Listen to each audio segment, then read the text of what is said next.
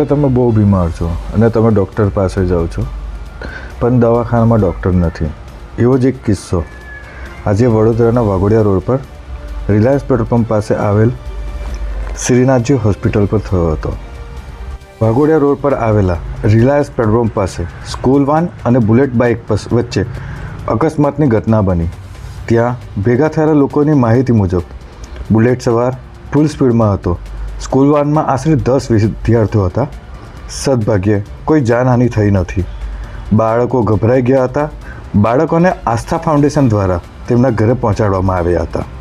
ત્યારે બુલેટ સવારને ગંભીર ઈજા પહોંચતા તેને ત્યાં નજદીકના શ્રીનાથ હોસ્પિટલ પાસે લઈ ગયા હતા.